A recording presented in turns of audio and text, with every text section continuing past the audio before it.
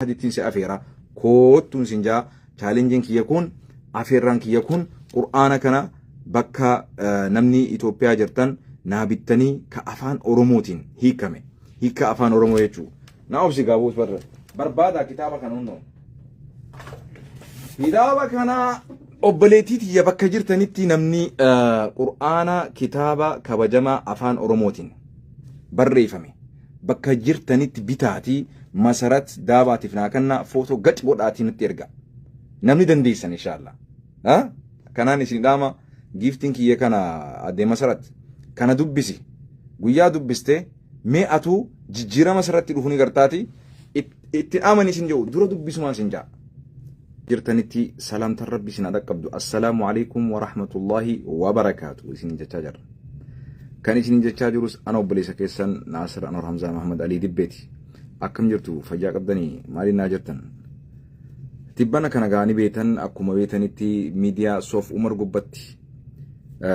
wantoonni deemaa ture xiqqashoo nu mufachiisee ture nu arsee ture nutti hin tolle saniifuu qeeqa constructive criticism waan jedhamu qeeqa qaceelfamaa dhiyeeffannee turre sanii wal qabatee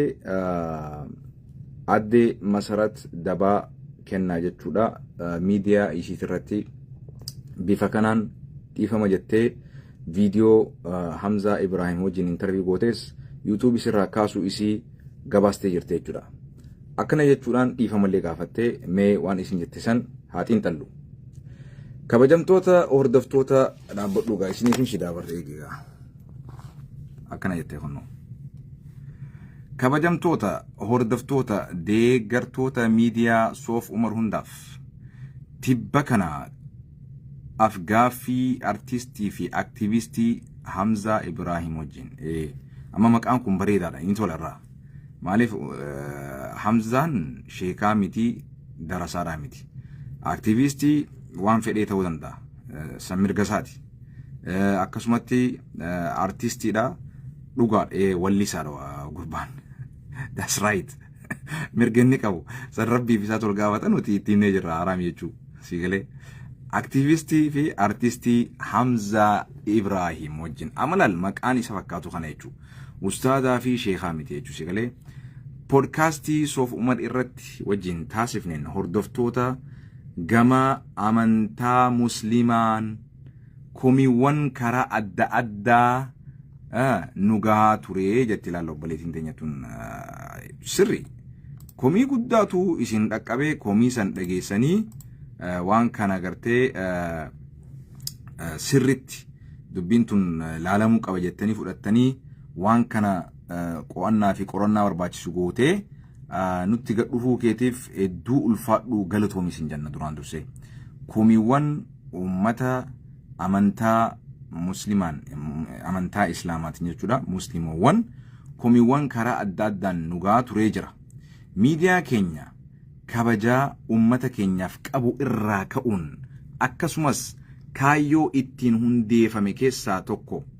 jaalala ummata gidduutti labsuu tokkummaa ummata ijaaruu fi walqixxummaa yaadaa kabajuun ijaarsa biyyaaf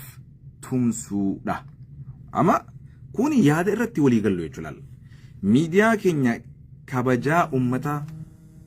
walii gallame. Miidiyaan keenya kabajaa ummata keenyaaf qabu irraa ka'uun akkasumas kaayyoo ittiin hundeeffame keessaa tokko jaalala ummata gidduutti labsu amma dubbiin tun dubbii namaaf liqimsamtu beek miidiyaa irraa wanni eegamus waanuma akkanaati tokkummaa ummataa ijaaruu irratti wanni irraa eenus wanni isiin godhuu qabdus kana jennee amanna walii galaa miti walqixxummaa yaadaa kabajuu ijaarsa biyyaaf tumsuu kana laal dalagaan ta'e kana jechuudha duraanis kanas sibeena jechuudha kanaaf afgaaffii Hamza Ibrahim wajjin kanaaf namoota akka Hamzaa gaafii ati gaafattu waa'ee gartee bishaan Abbaayaatii wal qabatee gaafachuu dandeessa aktivistiidha waa'ee Abbaayaatii wal qabatee waa'ee biyyaatii wal qabatee waa'ee rakkataa miskiina gargaaru waan akkasii faa gaafadhu dalagaan isaa Hamzaan miskiina gargaaru wantoota akkasiitu irraa bareeda waan amantii keessa seenee bocuu fi wanni jechuun hayyoota qabna barsiisota qabna ulamaa'ota qabna sigalee saniifuu afgaafii Hamzaa Ibraahim wajjin taasifne keessatti hayyoonni fi beektoonni amantichaa keessattuu haasawa Hamzaa Ibraahim taasiseen ija amantaatiin jabeessanii balaalleeffatanii jiran. Dhugaa bishaan qabbanaa waan dhugi bakka jirtutti ilmi dhugaa ilmi hikmaa qabu si haadha latu obboleetii ta'u akkanatti ilaalamni dhugaa walii kannaa deemuun gaarii. Maaliif nuti gaafa namni dhugaa qabatee dhugaadhaaf dhaabbatees sirriidha jennee abbaa fedhe ta'u islaamaa ta'u kiristaanaa ta'u waaqeffataa ta'u nama dhugaa qabu dhugaasaa lafa kaayaa fi deemna jechuudha. Waan amantii waan isan galchine keessa galee bocolee nama dhiifama gaafate dhiifama nu biraa qaba nuti. Maaliif ليس العيب أن نخطأ ولكن العيب استمرار الخطأ. نمني تقود جرو جلقما دوغورا متي دوغورا سن الردي بإيه دوغورون مو تبودا ونك آنين سفو تبسون سنيجو كناف بليستي إيفا مغافة كيتف ويوم الفرد سنجنة الربني كي ديما سيهانياتو الربني كي سيامياو رب الإسلام ما تناليستهاك أبو مسرات أتماه ربي سي إسلامي يصبو مال مال يا أخي كوتو مسجد كوتو نولين صلاة بالله عليك يا شيخ مال أبو مكة سنلي ربي سيهاد أبو أكا قربانا تشرتو جو كناف أفقافي حمزة إبراهيم وجين تاسف نكيست هيوني في بيكتوني أمنتيجا كيستو حاسوا حمزة إبراهيم تاسسي إجا أمنتاتين جبيساني بلايفات نجران نوتيس كان إراكا أورتين أفقافي تشاقوتو من قوتوتي يوتوبي يوتوبي كينيا إرا حقو كينيا اسم بيكس جنان قالتهم يا أبو ربين كرا غاري كان شي حق أبسي سواتلين بالله عليك يا شيخ دوغورا أمامي نو أف كولتشا يتون يفهمون وغدا يتو أورمو أفان أورمو تيتو سيغلي دوغورا أمامي نو أف كولتشا يتلالو بليتين تينيتون سيغلامي أفان أورمو تيبر دوغورا أمامي نو أف كولتشا إسينين جنة يتلال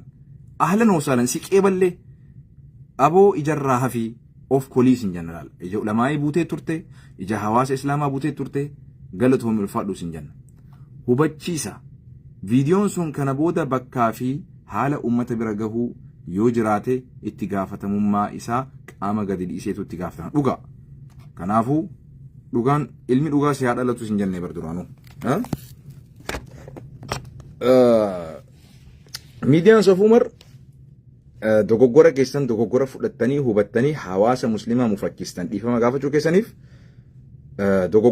dogoggora hafaa isin janna ulfaadhaa galatooma.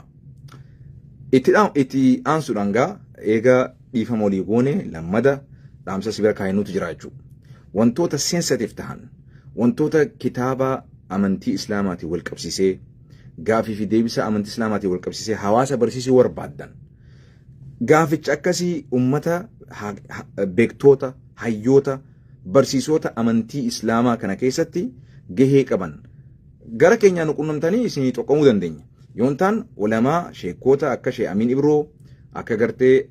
Sheek Kaamil Shamsuu akka gartee Ahmadiin Jabal akhi billah aleek namni akka Ahmadiin Jabal osoo jiru namni akka gartee Kaamil Shamsuu osoo jiru namni akka Sheek Jamaal Aliyyi osoo jiru namni akka Sheek Amiin Ibroo osoo jiru namni akka Sheek Aliyyi Jimmaa osoo jiru namni akka Sheek gartee Sheekotiigaa Sheek gurguddoo dhiisiyuugaa gurguddoo akka ulamaa gurguddaa akka gartee Sheek Musaa Su'aalaa akkasitti gartee ammaas narraa himigaa Sheek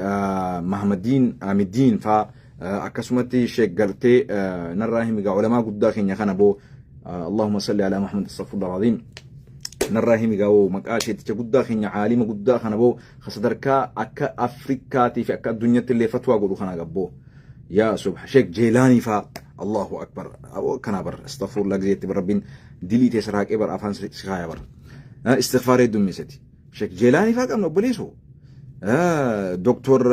كمال فا قمنا بالله عليك يا اخي عالم قدا افريكان أفريكان إرهن درومني أفريكا بإيسيتي عربني إرهن درومني عربني إيسيتي الدنيا إسلامات إرهن درومني عالم وجود أكسي كم نو بلين إسلاما غافي كبدني في واي أمنتي شيكوتا بيكتوتا هيوتا كسي ديما غافدا سنساني تاني موغا لما دا واي أمنتي أبا كبتي مجلسا كمنا واجرا كمنا NGO سنتاني أكا أبا بيتي واجرا كمنا أبا كمنا أبا نوباسو كمنا ربي قدتي وان دتشي في سامي جدو جرو أمة إسلام إثيوبيا amantii islaamaatiin wal qabsiisee namoota itti gaafatamummaa mootummaan beekamtii biyya san keessatti kanneefi jira jechuudha. Jara sanirraan gaafadhaati amantii islaamaa yoo barsiisuu raawwatan jara san nuu fidaa jechuudha. Sheekh Ahmad Watarfaa kunno maashaallah walii galaa miti. Sheekh muftii gurguddaa qabnaa barra billaa aleekaa sheekh. Kanaaf muftii Oromiyaati jira, ha federaalaati jira, ha naannawa adda addaati jira jechuudha yoo barbaadan sun sani. Itti aansuudhaan gaa obboleettiin teenya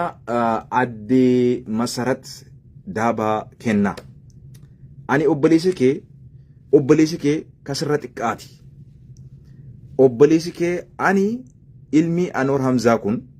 kootu gara Qur'aanaa kootuun sin jaabboo maal abboo gara Qur'aanaa kootu hedduu amantii islaamaa tana maddii deddeemuu jirta yoon silaaluu xiqqoo jaalaltis dhuftee jirti jaalalti Qur'aanaa tun kootu sirraa bareeda abboo kootu wallaahi Qur'aana kana gaafaati qabatte kabajaa qabdurratti kabajaa sii dabalama obboleettii ta'u ulfina qabdurratti ulfina sii dabalamaa sin jee bareedumina qabdurratti bareedumina sii dabalaan jee mee ati Qur'aanuma kana ni ittiin amanini mee dubbisuu jalqabime xiinxalime hubadhu wallaahi sin jaa Masarat kootu eega gartee amantii islaamaa kana balbalan hodhooyte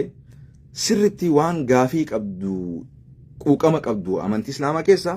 addaan dhodhoosnii sirritti sii barsiisna kootu gara amantii bareedduu tanaa amantii kabajaa sii dabaltuu ulfina sii dabaltuu afeerraa si dhiyeesseetiin jira jechuudha. Chaalenjii kana dhaggeeffadhuuti mee gurbaan kun maalitti na yaamuu jira isaa waan gaariitti na yaamuu jiramu waan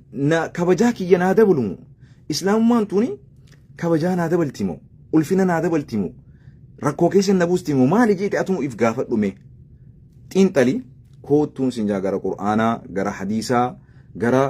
rabbal aalamiina rabbi tokko kagartee waa helan qabne kayriyaan qabne kagartee jaartiin qabne ilman qabne abbaan qabne jalqabaas jiraataa ta'e boodarraas jiraataa ta'e kan jalqabaatis kan dhumaatis kan zalaalamam jiraatu isa duraas waa takka hin jirre isa boodaas waa takka hin jirre isatti fakkaataan kan jirre itti fakkeessuullee hin dandahamne hiriya dhabaataa isa abad tokko ta'e zalaalam alam jiraatu san bareedaa rabbii subhaanahu wa ta'ala isa ruuhii ta'e si uume isa gartee arraan tana afaan tokko akka dubbannu nu godhe akka lammii tokko taanu nu godhe isa gaarii arraan tana oromummaadhaan wal kabajnee namummaadhaan wal kabajnee sabaa sabmootaa wal kabajnee akka addunyaatti wal kabajnee guutuu addunyaadhaaf bu'aa buusnu taasisan rabbal aalamiin tokkicha alwaahidul